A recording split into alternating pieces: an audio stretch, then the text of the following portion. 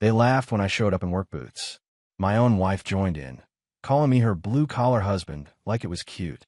At her sister's wedding, the groom's father made me the punchline in front of 200 guests. I stayed silent, pulled out my phone, and showed the groom one email. He went white. His father went broke.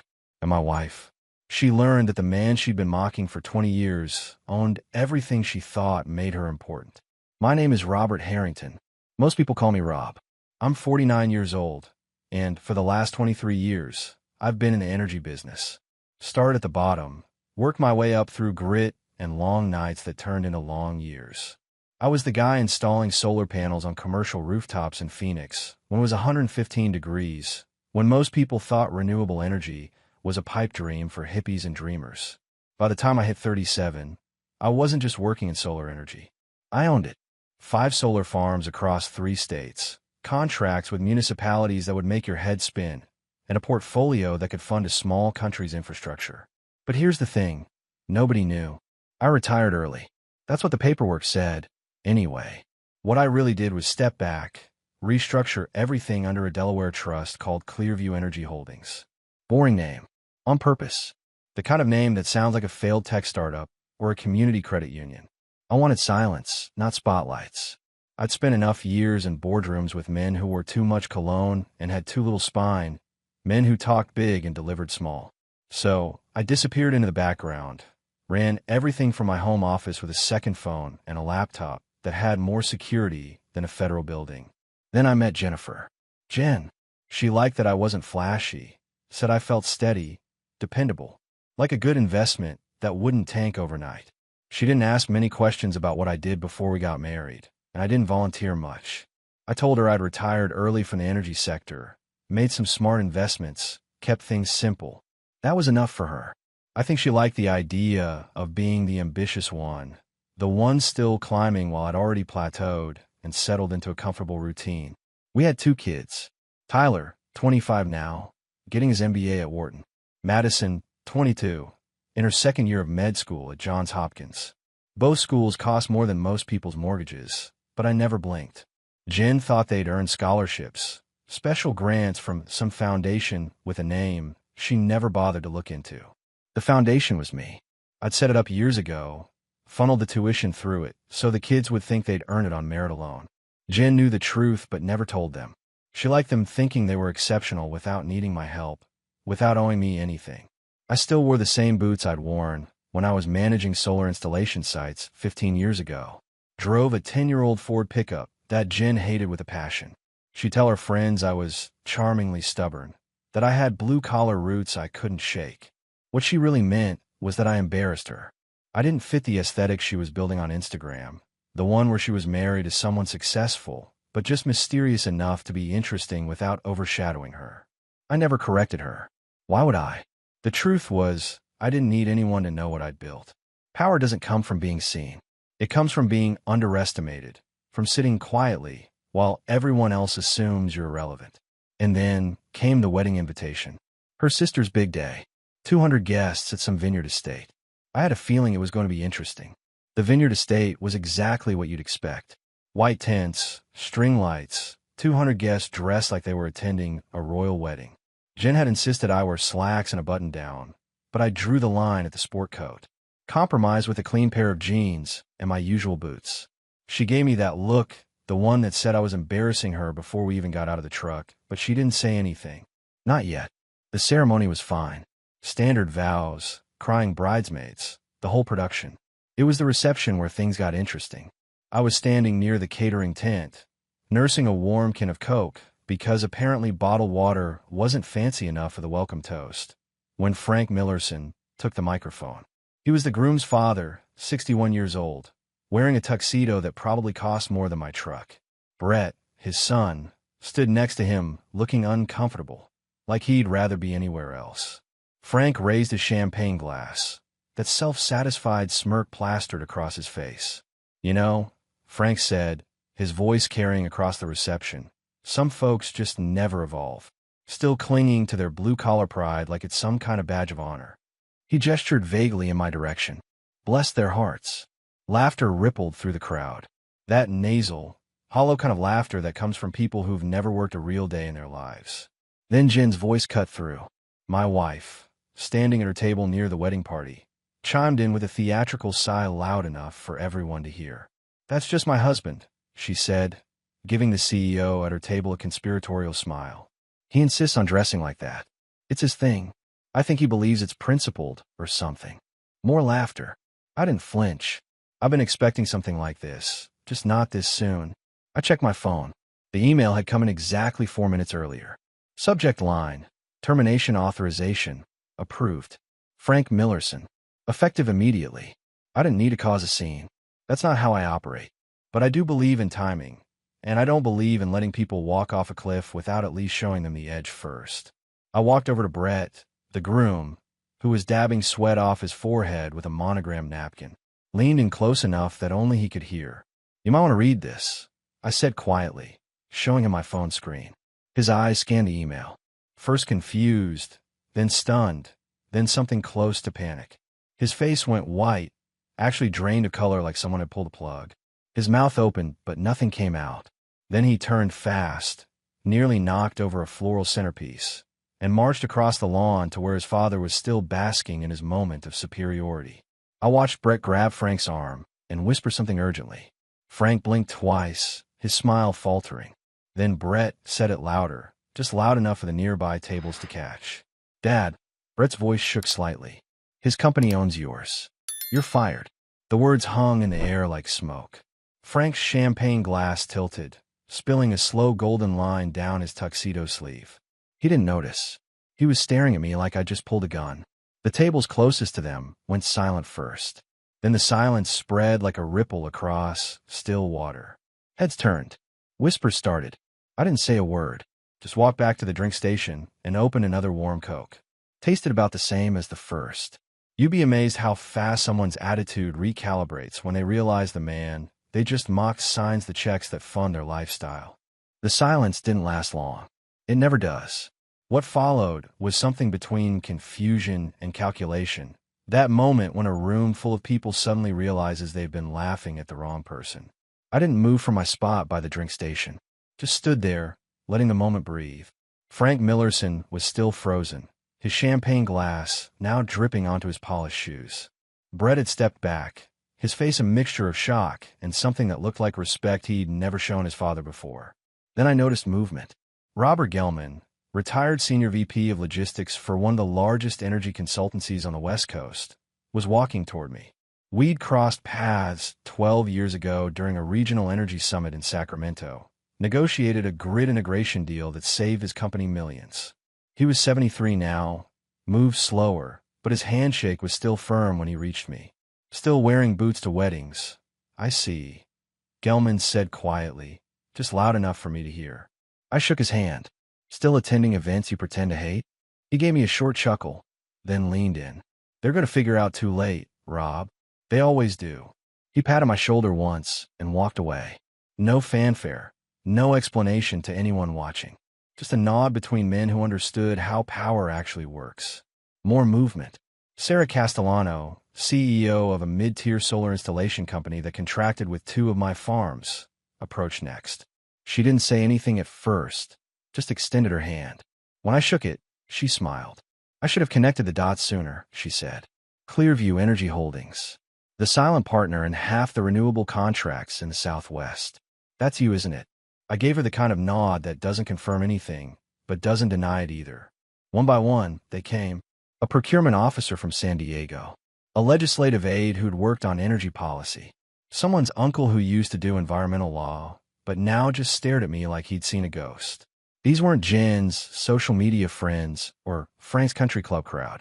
These were operators, people who recognized power when they saw it, even when it wore work boots and drank warm Coke. And then I saw her. Jen, my wife. The moment she noticed a shift in the room was like watching a computer try to process an error message it wasn't programmed for. She'd been mid-conversation with some executive, laughing at something he'd said, when she caught sight of Robert Gelman shaking my hand. Then Sarah Castellano. Then the others. Her smile froze. Not disappeared, just locked in place while her eyes tried to calculate what was happening. She excused herself from her table and started walking toward me, Not too fast, but with that rigid posture she used when she was trying to look in control while everything inside her was spinning. I turned slightly, deliberately, and engaged Sarah Castellano again before Jen could reach me. "We should talk Monday," I said to Sarah, loud enough for Jenny here. "The restructuring might impact your installation contracts." Sarah nodded, already pulling out her phone. "Absolutely. I'll have my team prepare the projections." Jen stopped about 6 feet away. She smiled, but it didn't reach her eyes. "Everything okay?" Her voice had that higher pitch she used when she was nervous. I didn't answer immediately, just met her gaze and held it. No anger, no sarcasm, just the unbearable calm of someone who sees through everything. "Can we talk?" she asked, taking a half step closer. I turned back to Sarah. "Monday morning, 9 sharp." "Yes, of course," Sarah said, reading the room perfectly. By the time I looked back at Jen, she'd stopped moving. Just stood there, caught between the person she thought she'd married and the reality she'd been too busy performing to notice. Behind her, I could see the bride, Jen's niece, watching with wide eyes. Brett was still near his father, but the dynamic had shifted. He wasn't consoling Frank. He was keeping distance, creating space between himself and the wreckage. The myth of who I was supposed to be had just shattered, and Jen was standing in the middle of the broken pieces, finally realizing she'd never actually known me at all. The drive home was 43 miles of silence, so thick you could choke on it. Jen sat in the passenger seat of my truck, staring out the window like the passing vineyards held answers she couldn't find anywhere else. She'd changed out of her heels into flats, but she still looked like she was wearing a costume, something that didn't fit the reality we were driving back to. I kept my eyes on the road. Highway 29 North, past the outlet malls and the roadside fruit stands. The truck's engine humming that familiar diesel rhythm I'd heard 1,000 times before. She finally spoke when we hit the city limits. "How long have you been planning this?" "Planning what?" I asked, not looking at her. "This. Today. Humiliating Frank in front of everyone. Humiliating me." I glanced at her briefly. "I didn't humiliate anyone, Jen. Frank did that himself. You helped." Her hands clenched in her lap. "I was making conversation. I didn't know you were going to—" She stopped, searching for the right words. "I didn't know you were going to ambush him like that." "Ambush," I repeated. Interesting word choice. What would you call it? Accountability. She turned her seat to face me. "You fired him at our niece's wedding, Rob." "At a wedding?" "No," I corrected. "I approved his termination 6 months ago when the audit flagged his fraud. I just moved up the date." That stopped her. "What fraud?" I merged onto the interstate, letting the question sit for a moment. "Frank's been skimming for vendor contracts for 3 years. Small amounts, buried under consulting fees for a company that doesn't exist anymore. He thought nobody was paying attention. I was. And you waited until today to do something about it." "I waited until the moment when it would mean the most," I said. "When he'd feel exactly what he tried to make me feel. Small. Irrelevant. Beneath him." Jen's voice dropped. "I didn't know." "Didn't know what?" "That Frank was a fraud? Or that I wasn't?" She flinched. "That's not fair. You call me out in front of 200 people, Jen. Said I dress like this because I think it's principled. Like it's some kind of character flaw." "I was joking. Were you?" The silence came back, heavier this time. We passed the exit for our neighborhood, but I kept driving. Jen noticed. "Where are we going?" "Nowhere," I said. "I just need to drive for a bit." She didn't argue. Just sat there, staring at her hands. After another 10 miles, she spoke again, quieter now. "Why didn't you ever tell me? About Clearview. About what you actually do." "I did tell you," I said. "I told you I retired early. That I made investments. You never asked for details because you didn't want them. You wanted the version of me that made you feel important." "That's not true, isn't it?" I glanced at her. "You've been telling people for years that I'm your blue-collar husband. That I'm charmingly stubborn. That I don't understand how to dress for nice events. You build an entire identity around being married to someone you could feel superior to." Her eyes were wet now. "I never meant it like that. But that's how it landed, Jen. Every single time." I took the next exit, looped back toward home. The sun was setting behind us, casting long shadows across the dashboard. "What happens now?" she asked finally. "That depends," I said. "On what?" "On whether you actually want to know who I am, or if you just want to manage the story." She didn't answer. We pulled into the driveway 20 minutes later. I turned off the engine and sat there for a moment, hands still on the wheel. For what it's worth, I said, I never wanted this. I wanted a partner. Someone who saw me, not just the version they needed me to be. I got out of the truck and walked into the house, leaving her sitting there in the fading light. I was in my study at 6:30 the next morning when my phone rang. Not the work line, the personal one. Tyler's name lit up the screen. I let it ring twice before answering. Morning, son. Dad. His voice was tight, controlled. The voice he used when he was trying to hold something together. What the hell happened yesterday? I leaned back in my chair, watching the sunrise paint the walls gold through the window. You're going to need to be more specific. Don't do that, Tyler said. Don't play dumb. Mom called me at midnight, crying. Said you humiliated her at Aunt Rachel's wedding. Said you fired someone in front of 200 people. I approved determination. I corrected. There's a difference. Dad, my roommate's father works in renewable energy consulting. He sent me an article this morning. Silent CEO of Clearview Energy Holdings confronts fraud at family wedding. That's you, isn't it? I didn't answer right away. Let him sit with it. Dad. Yeah, Tyler. That's me. Silence on the line. I could hear him breathing, processing. Then quieter. How long? How long what? How long have you been running a solar energy empire, while letting me think you were just some retired guy who liked to tinker in his garage? Since before you were born, I said. Built it from nothing. Sold my stake when you were 7, restructured under the trust. Been running it quietly ever since. More silence. Then Tyler's voice, harder now. And you let me believe I earned my way into Wharton. Let me walk around campus telling people I was on scholarship while you were writing the checks. You did earn it, I said. Your grades, your test scores, your application. All you. I just made sure money wasn't the reason you couldn't go. That's not the same thing, Dad. Isn't it? He exhaled hard. The kind of breath that comes from realizing everything you thought you knew was built on sand. Mom said you've been lying to us for years. I never lied, I said. I just didn't correct the assumptions people made, including your mother's. That's semantics. That's survival, son. You think people treat you the same when they know you sign their paychecks? You think your mother would have married me if she'd known I was wealthier than everyone she was trying to impress? Tyler went quiet. I'd hit something he didn't want to examine. I need to think about this, he said finally. Take your time. Is Madison calling you too? Not yet, I said. But she will. He hung up without saying goodbye. I set the phone down and stared at it for a long moment. Then it rang again. Madison this time. I answered on the first ring. Hey, sweetheart. Dad. Her voice was different from Tyler's. Softer but steadier. Mom called me last night. Told me what happened at the wedding. I figured she would. She said you own solar farms. Plural. She said you've been running companies under some trust and never told anyone. That's accurate. Madison was quiet for a moment. Then, I'm not mad. That surprised me. No. I'm disappointed you didn't trust me enough to tell me. But I'm not surprised Mom didn't know. She never asked you real questions, Dad. She never wanted to know who you actually were. My throat tightened. You noticed that? I've always noticed, Madison said. She'd make those jokes at dinner parties. Call you her blue-collar husband, like it was endearing. But it wasn't.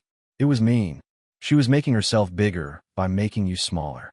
I closed my eyes. Yeah. Tyler's upset because he feels stupid, Madison continued. He told everyone at Wharton that he earned his scholarship without help.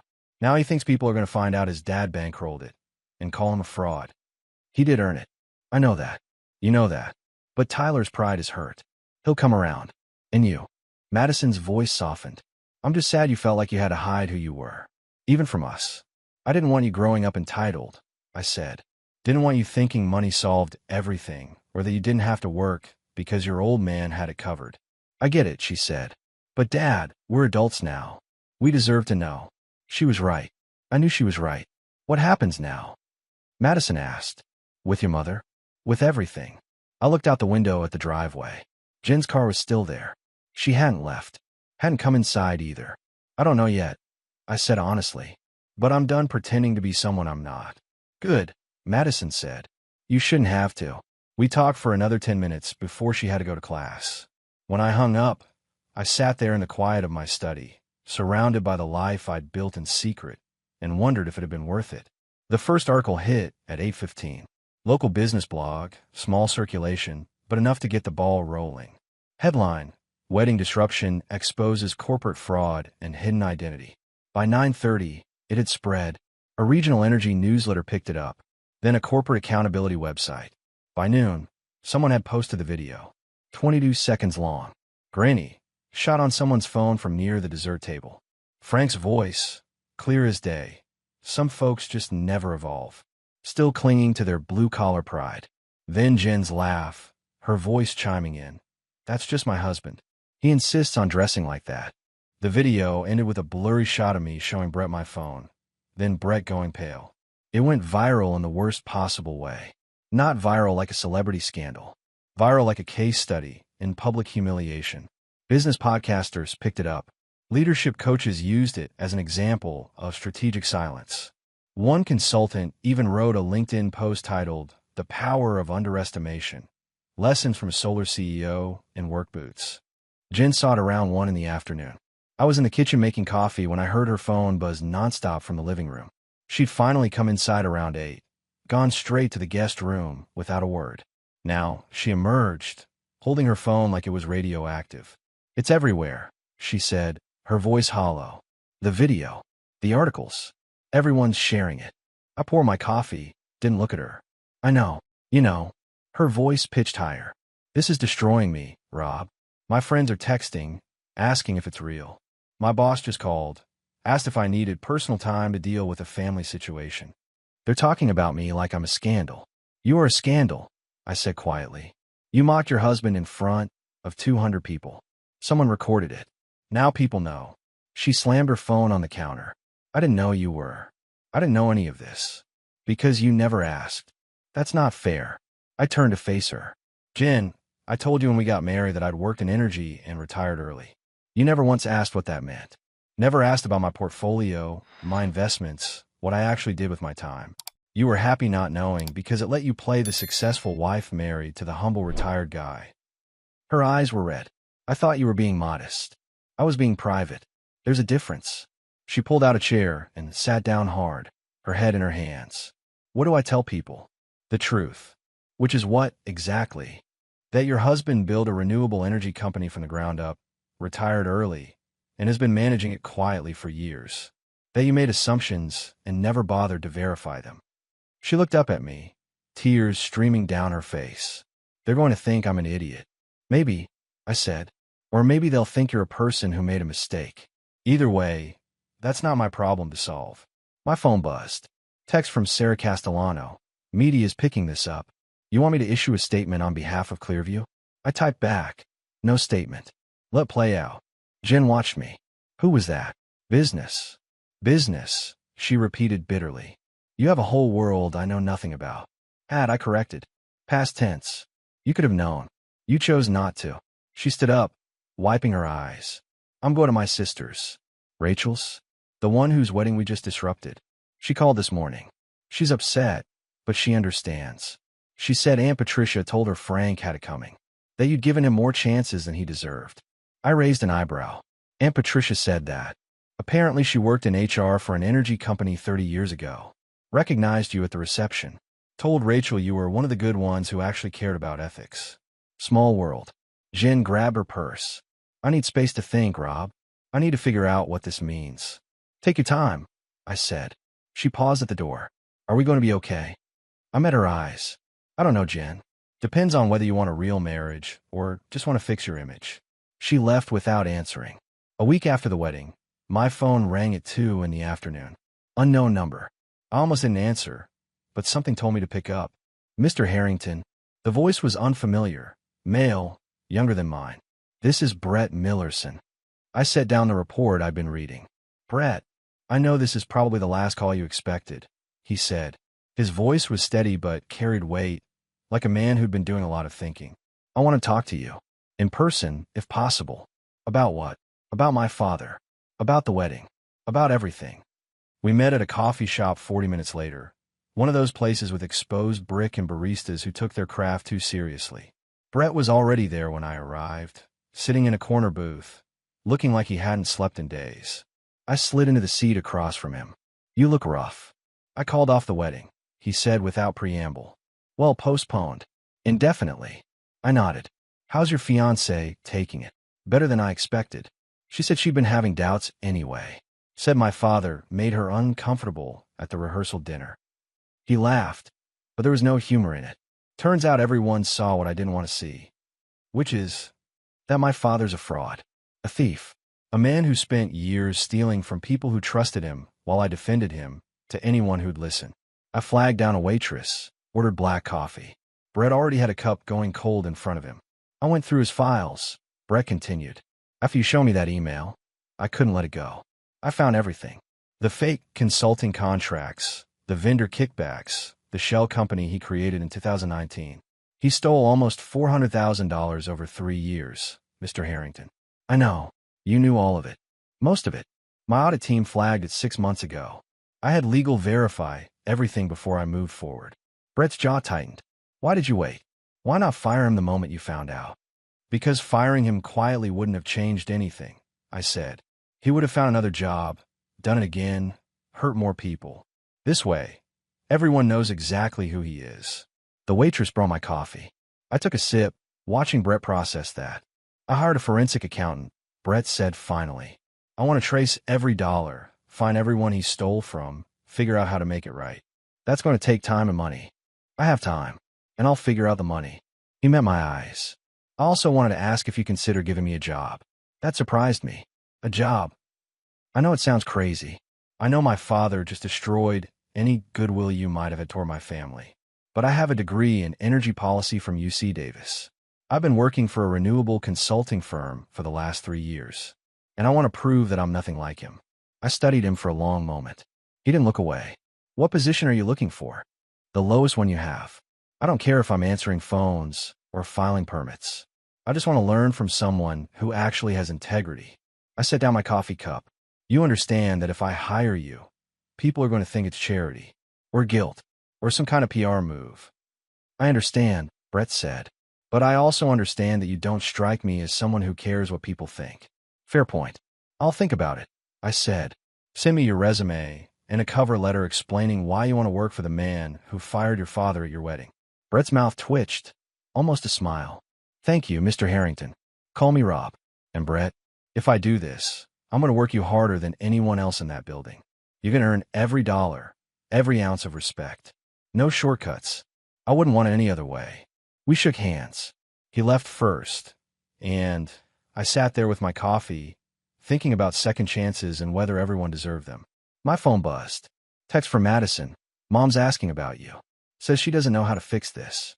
I told her maybe she should try actually talking to you instead of performing for her friends. Love you, Dad. I smiled despite myself. At least one of my kids understood. Jen showed up at the house 5 days after the wedding. Didn't call ahead. Just pulled into the driveway in her sister's car at 3 in the afternoon while I was working in the garage. She got out slowly, like she was approaching a crime scene. I didn't stop what I was doing, just kept organizing the tools I'd let get scattered during the past week. Rob, she said from the doorway. We need to talk. So talk. She stepped inside, arms crossed. I want to see a lawyer. That got my attention. I set down the socket wrench and turned to face her. Did you? I wanted to know where I stood. Financially. Legally. If we. She trailed off, couldn't finish the sentence. If we what, Jen? If we get divorced. She flinched. I didn't say that, but you thought it loud enough to consult a lawyer. Her eyes were red, like she'd been crying recently. I was scared, Rob. I didn't know what was happening. Everything I thought I knew turned out to be wrong, and I panicked. And what did the lawyer tell you? She swallowed hard. She showed me the prenup, the one we signed in Cabo before the wedding. I remember that day. Sunny, perfect, both of us tan and stupid in love. Or at least I thought we were. There's a clause, Jen continued, her voice shaking. Clause 14. About public disparagement. I remember. You remember? She looked at me like I'd grown a second head. You remember putting in a clause that says if I publicly humiliate you, I lose everything in a divorce. Your father's lawyer reviewed that prenup, Jen. He approved every word. Said it was standard protection for both parties. He thought you were a retired warehouse manager with a modest 401k, not a multimillionaire running solar farms across 3 states. I leaned against my workbench. And if he'd known the truth, what would have changed? Would your father have advised you not to marry me? Would you have cared more about who I actually was instead of who you wanted me to be? She opened her mouth, then closed it. No answer. The prenup's valid, Jen. It was notarized in California and Nevada. Filed properly. Updated twice. Once after we bought the house. Once after I restructured the solar holdings. Your signature's on both amendments. I don't remember signing amendments. You were in Napa with your book club when the first one arrived. Signed it next to the wine pairings menu. The second one you signed while on a Zoom call with your charity board. You barely read either one. Her face went pale. This isn't fair. What's not fair? That there are consequences for mocking your husband in front of 200 people? That the video of you laughing at me has 3.2 million views and has been cited in 4 business journals as an example of toxic relationship dynamics? I didn't know it would go viral. But you knew you were belittling me. You knew exactly what you were doing when you called me principled or something like it was a character flaw. She sank onto the stool by my workbench, head in her hands. The lawyer said I have no case. She said the clause is ironclad. She said if we divorce, I walk away with nothing except my personal belongings and my car. That's accurate. Rob, I can't. I don't have anywhere to go. I don't have money saved. My job barely covers my expenses as it is. I cross my arms. You could have had everything, Jen. Full partnership, full transparency, a real marriage built on actually knowing each other. But you didn't want that. You wanted the performance. The Instagram posts, the charity galas, the stories you could tell at brunch about your quirky blue-collar husband. So what happens now? She whispered. That depends on you, I said. You can either fight this, drag us both through a public divorce that you'll lose, or you can figure out if there's any part of our marriage worth saving. Is there? She looked up at me, tears streaming. Do you even want to try? I was quiet for a long moment. I don't know yet, Jen. I really don't. She left 20 minutes later, no closer to an answer than when she'd arrived. I watched her drive away and wondered if either of us had ever really known the other at all. 2 months after the wedding, I stood in a conference room on the 14th floor of the Westin in downtown Sacramento. Floor-to-ceiling windows overlooked the Capitol building, and the room was filled with 300 people who'd paid $500 each to attend the Western Renewable Energy Summit. I'd been invited to speak, not as Robert Harrington, the guy who wore work boots to weddings. As the chairman of Clearview Energy Holdings, the silent partner behind 15% of California solar infrastructure. The moderator, a woman named Dr. Patricia Chun who ran Stanford's energy policy program, stood at the podium introducing me. Our next speaker needs no introduction to those who've been paying attention. For years, he's operated in the margins, building one of the most efficient solar operations in the country, while the rest of us were busy making noise. Please welcome Robert Harrington. Applause. Polite at first, then building. I walked to the podium in the same boots I'd worn to the wedding, same jeans, button-down shirt instead of suit. Some people in the front row exchanged glances. Others smiled like they got the joke. I didn't prepare notes. Didn't need them. I'm going to tell you something most people don't want to hear.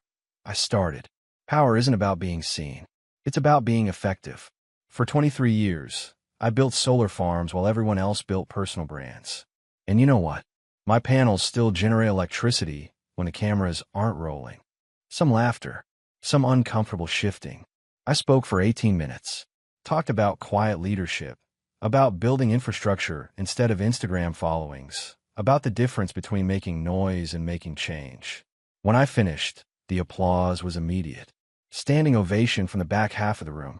Afterward, people lined up to shake hands. CEOs, policymakers, investors who'd heard the wedding story and wanted to know if it was true. I confirmed nothing, denied nothing, just listened and moved on to the next person. Then I saw her, Madison, my daughter, standing near the back of the room in her med school sweatshirt, smiling. I excused myself from a conversation with a state senator and walked over. What are you doing here? You think I'd miss this? Madison said. You finally stepped into the light, Dad. I want to see it. Where's your brother? Tyler's still processing. He'll come around. He texted me last week, said he's been thinking about everything differently. Give him time. We grabbed coffee in the hotel lobby afterward. Madison told me about her anatomy final, about the research project she was working on, about a guy in her study group who'd asked her out. Normal life, the kind I'd been missing while everything else was falling apart. Mom's been asking about you, Madison said carefully. I'm sure she has. She's been staying with Aunt Rachel. Working on herself, she says. Going to therapy. I raised an eyebrow. Therapy. Twice a week. She said the lawyer told her the only way to save the marriage was to figure out why she needed to make you small to feel big. That was more self-awareness than I'd expected. And what do you think? Madison stirred her coffee. I think she's scared. I think she finally realized what she had and what she's about to lose. But Dad, I also think she's actually trying. For the first time since I can remember. Trying doesn't erase 20 years of performance. No, Madison agreed. But it's a start. We sat in silence for a moment. Then Madison reached across the table and squeezed my hand. I'm proud of you. Not because of the solar farms or the money or any of that. I'm proud because you refuse to be smaller than you are, just to make someone else comfortable. My throat tightened. Thanks, sweetheart. She left to catch her flight back to Baltimore. I sat in the lobby for another hour, watching people come and go, thinking about second chances and whether everyone deserved them equally. My phone buzzed. Text from Brett Millerson. First day, starts Monday. Ready to earn it. Thank you for the opportunity. I'd hired him 2 weeks ago. Started him in permit compliance, the most tedious position in the company. He'd sent weekly updates ever since, detailed reports showing he was actually doing the work. Another text, this one from Jen. I saw your speech online. You were incredible. I'm sorry I never let myself see that before. Can we talk? Really talk? I stared at the message for a long time. Then I put the phone away without responding. Some conversations needed more than text messages. They needed eye contact, honesty, and time I wasn't sure I had to give yet. But maybe. Someday. Maybe. For months later, I was in my garage on a Saturday morning, rebuilding a solar inverter from one of our older farms, when I heard a car pull into the driveway. Not Jen's car. Tyler's beat-up Honda that he'd driven cross-country from Wharton. I set down my tools and walked outside. Tyler was getting out of the car, looking thinner than I remembered, tired but somehow lighter. Hey, Dad, he said. Tyler. We stood there awkwardly for a moment. Then he closed the distance and hugged me. Tight, the way he used to when he was 10 years old, and I'd come home from a long business trip. I'm sorry, Tyler said when he pulled back. I've been an idiot. A proud, stubborn idiot. You came by it honestly. He laughed, but it was shaky. I've been talking to my business ethics professor. Told him about you, about the wedding, about everything. He said what you did was a masterclass in accountability. Said most CEOs would have handled it quietly, protected the fraud to avoid bad press. You did the opposite. I did what was right. Yeah, Tyler said. You did. And I spent 2 months being mad at you for making me look stupid when you were actually showing me what integrity looks like. We went inside. I made coffee while Tyler sat at the kitchen table, the same table where we'd had 1,000 family dinners, where he'd done homework and Madison had practiced her Spanish vocabulary. Mom called me last week, Tyler said. She's different, calmer. Said she's been working with a therapist to understand why she treated you the way she did. Madison mentioned, are you going to give her another chance? I poured 2 cups, slid one across to him. I don't know yet. Part of me wants to believe people can change. Another part remembers 20 years of being diminished. That's fair, Tyler said. But Dad, for what it's worth, I think she's actually trying. She asked me what I remembered about you growing up. I told her I remembered you at every soccer game, every school play, every parent-teacher conference. I told her you were the most present father I knew, even when I thought you were just a regular retired guy. And what did she say? She cried. Said she'd been so focused on what you weren't that she never saw what you were. We drank our coffee in comfortable silence. Then Tyler pulled out his phone. I want to show you something. He turned the screen toward me. A LinkedIn post, published that morning. It was Tyler's professional headshot with a long caption underneath. I've spent the last 4 months learning a hard lesson about assumptions. My father built an empire while I assumed he was ordinary. He funded my education while I assumed I'd earned it alone. He showed integrity while I assumed he was just being stubborn. I was wrong about all of it. Today, I'm grateful for a father who taught me that real power doesn't need an audience. It just needs conviction. Hashtag leadership, hashtag integrity, hashtag family first. The post had 2,000 likes already. Comments from his classmates, professors, people I'd never heard of. You didn't have to do that, I said. Yeah, I did. I needed people to know, and I needed you to know that I finally get it. An hour later, my phone rang. Jen. I looked at Tyler, who nodded encouragingly. I answered. Hello, Jen. Rob. Her voice was different. Softer. Less performed. I saw Tyler's post. And I've been sitting here thinking about what I want to say to you. What I need to say. I'm listening. I was wrong. About everything. About who you were. About what mattered. About what kind of partnership we should have had. I spent 20 years making you small because I was afraid of being smaller than you. And I'm so sorry. I closed my eyes. Jen, I'm not asking you to forgive me, she continued. I'm not asking you to take me back or pretend none of this happened. I'm just asking if you'd be willing to sit down with me and my therapist. Let me try to explain what I'm learning about myself. Let me try to show you I'm capable of change. I looked at Tyler, who was watching me carefully. Looked out the window at the solar panels I'd installed on our roof years ago, generating quiet power that nobody saw but everyone benefited from. One session, I said finally. I'll come to one session. After that, we'll see. Thank you, Jen whispered. That's more than I deserve. Maybe it was. Maybe it wasn't. But I'd spent my whole life building things from the ground up, and maybe marriages weren't so different. Maybe they could be rebuilt too, with better materials and honest foundations. 8 months after the wedding, I stood in a different conference room.